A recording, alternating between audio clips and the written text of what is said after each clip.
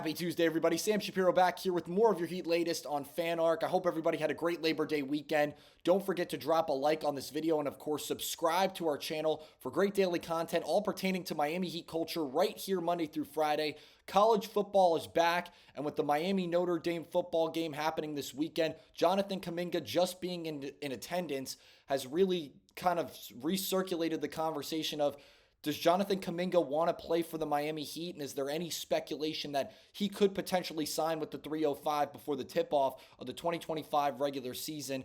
Drop in the comments if you think that we could maybe see we could see Jonathan Kuminga deciding to come to South Beach and suit up for Eric Spoelstra and the Miami Heat, being a deep part of that roster if he was able to find his way here. But given the assets he's kind of looking for, and assuming Golden State's going to be involved in some sort of sign and trade deal pertaining to him, I don't really see how the assets that is being required of him or is really being requested for him are even feasible for Miami to give up at this point in time, considering what they would be comfortable giving up for a guy like Kuminga at this point in time. And then they're still trying to figure out the whole Terry Rozier situation.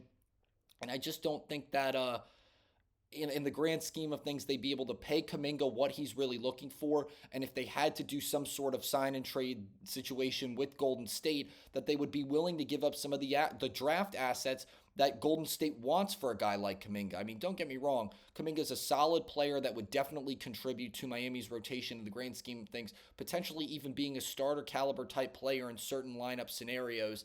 But in the grand scheme of things, I don't really see how Miami is really in a feasible contention or in a feasible situation, really, to add Kuminga to their roster at this point in time. Granted, I love that him just being at a college football game in Miami this weekend has kind of recirculated the conversation a little bit, just because he would be a solid addition to Miami's team. But I just don't think there's a whole lot of truth to it, and I don't really think that just because he was there means that, oh, now he's super interested in signing with Miami, and that's changed, anything in the grand scheme of things when this was initially starting to get reported at the end of June, I believe on June 25th. So drop in the comments if you think this kind of shakes things up a little bit, if this maybe kind of alludes to Kuminga maybe wanting to at least play basketball in Florida for this upcoming season, whether it's with the Heat or maybe the Magic. But him being at a Miami game in particular, I think made a lot of people speculate, especially because Miami being one of those initial teams that was interested in picking up the forward before kind of reinvigorated those conversations. I don't really know how much truth there is to it, but if there is, I mean, as a Heat fan, I'd be excited to see Miami pick up a guy like Kuminga going into the 2025-26 NBA season. Drop in the comments what you think, and if Miami is still actually in somewhat of a decent contention to potentially sign Kuminga going into this season and going forward.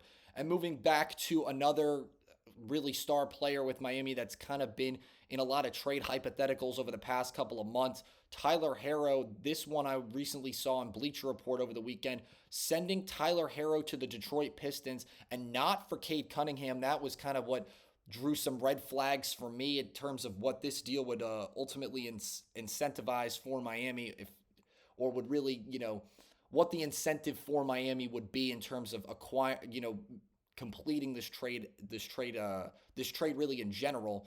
And personally, I think it would be a horrible trade to be sending Tyler Herro and Nikola Jovic to the Motor City in exchange for Tobias Harris, Ron Holland II, a 2026 first-round pick, a 2030 first-round pick, and then a 2031 first-round pick swap. I mean, don't get me wrong. Some of the draft assets involved in that trade aren't, shouldn't be totally overlooked in the grand scheme of things. But when you're thinking about what you're trading to Detroit and then a contender in the conference that you're creating even more, I mean, the Eastern Conference going into this season is kind of going to be up for grabs, with the exception of New York and Cleveland kind of solidifying themselves as two powerhouses in the conference. We don't really know where Boston's going to end up because of the whole Jason Tatum situation with his injury. And then Tyrese Halliburton's going to be out all next year. Mind you, Miles Turner now on Milwaukee, so it's going to be interesting to see if the Bucks are going to be in contention in that regard. And then Desmond Bane being in the mix in Orlando completely shakes things up. So this trade ultimately, I think, takes Miami out of that playoff conversation entirely.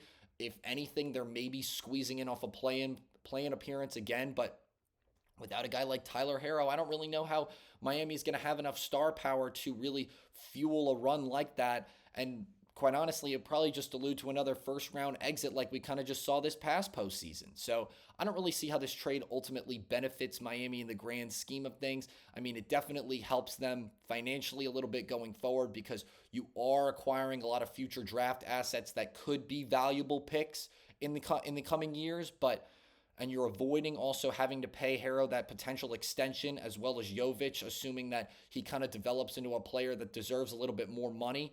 But I just think that it's not really worth Miami's time in the grand scheme of things to look into a deal like that, especially giving a conference, another team in the conference star power like that. Mind you, Herro be reuniting with his former buddy Duncan Robinson in Detroit. So watching the outside scoring game of that team would be very hard to watch, especially against Miami, knowing that at this point in time they wouldn't necessarily have any way to combat that. So hopefully, maybe if those draft assets went towards getting star outside scoring type players that are dynamic like Tyler Herro, they could potentially be worth it, but that's only if you make the right pick. So drop in the comments if you think acquiring all those draft assets and maybe freeing up some more financial flexibility could maybe put some worth around this trade for Miami. But quite honestly, I don't really see the worth in Miami sending Tyler Herro away, especially to Detroit, if they're not going to get a Cade Cunningham level type of player at the very least. I'm not saying Tobias Harris is a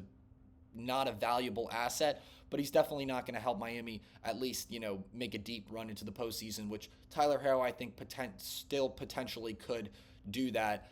But also getting rid of a player like Herro could maybe help free up some more flexibility and potentially looking for Miami's next superstar that they really want to build around. And that kind of dips into my next topic that I wanted to talk about today was ultimately, is Miami really looking to wait for Giannis at this point in time? Because right now it's not really looking like Giannis is budging anywhere, especially after signing his brother over this past summer, hoping to, I guess, give Giannis a little bit more of an incentive to kind of stay in Milwaukee. It doesn't really look like at this point in time he's going to be going anywhere. So the question really begs, is it really worth Miami's time to wait and see if they can kind of free up enough cap space for him in the event that next free agency season rolls around and he's kind of looking to jump ship and it's not particularly to New York. I don't know how the Knicks would be able to pay him with the current roster. They probably have to ship off a guy like Jalen Brunson or Karl Anthony Towns or OG Anunoby to kind of make some space for acquiring a guy like Giannis, which ultimately might not be worth the risk depending on where the Knicks end up over the course of the season. I think if they make the finals, you can't really take down that ship, but if it kind of looks how it did this past season where they, get close but they can't quite, get over the hump, then it's definitely not worth Giannis's time to try to pursue a deal unless he's willing to make sacrifices, kind of like how we saw the Miami Heat Big Three do not too long ago. And I think if, Miami allows some of those assets like Rozier and Wiggins to kind of walk, they don't necessarily have to pay Tyler Herro the amount of money that he ultimately wants, then you also kind of have a little more flexibility to help him move in maybe seasons to come. But then if you walk away from Tyler Herro entirely, you don't even have to worry about that extension worth over $140, $150 million going into next summer. So I definitely think that I definitely think Miami is waiting for a guy like Giannis. I don't know if Giannis is the guy, but he's definitely, I would say, one guy on Miami's radar that they're going to be monitoring over the next 2 seasons at least to see if it would be worth trying to build their team around him. And even just thinking if they were able to keep Tyler Herro, building a team around Herro, Giannis, and Bam would be absolutely I believe they would be final contenders just because of the two-way flexibility in between Giannis and Bam, and then the offensive onslaught that is Tyler Herro, at least on that side of the ball. I definitely think could be a very, very scary team that would run the Eastern Conference. So drop in the comments if you think it's worth Miami's time to maybe wait for Giannis, and if acquiring him in the next season or two, assuming they don't have to give up those 2 star pieces in Tyler Herro and Bam Adebayo, would be worth it and would help Miami kind of project to the next level and ultimately bring home another NBA championship. Now moving back to some EuroBasketball news, at this point in time, Simone Fontecchio is absolutely balling for Italy, scoring 39 points in their win over this past weekend. And I just, quite honestly, I feel like a broken record a little bit, just considering I had been talking about Jovic's play like this over the past couple of weeks. It's so nice and promising to see international talent from Miami going overseas and playing at such a high level. Now, to be exact, he scored 39 points, setting a single game scoring record in EuroBasket history for Italy in a 96-79 win over Bosnia and Herzegovina. Excuse me if I pronounced that wrong, but he went 13 of 20 in that game, including 7 of 10 from the field, and added 8 rebounds and 3 assists in that game. And that breaks a scoring record for Italy, breaking Andre Bogianni's previous scoring record of 36 points back in 2011. So again, just very exciting to see a Miami Heat player that's hopefully going to come in and really make a difference this upcoming season, balling out especially on an international stage like that. And considering his previous performance, he was kind of coming off a shaky start, scoring only 4 points and going on 1 of 11 shooting in a rough opener against Greece. I mean, talk about a bounce back for Fontecchio, and just very exciting to see him, playing at such a high level. It was nice to see everybody, really happy for him that he broke Bargnani's previous record.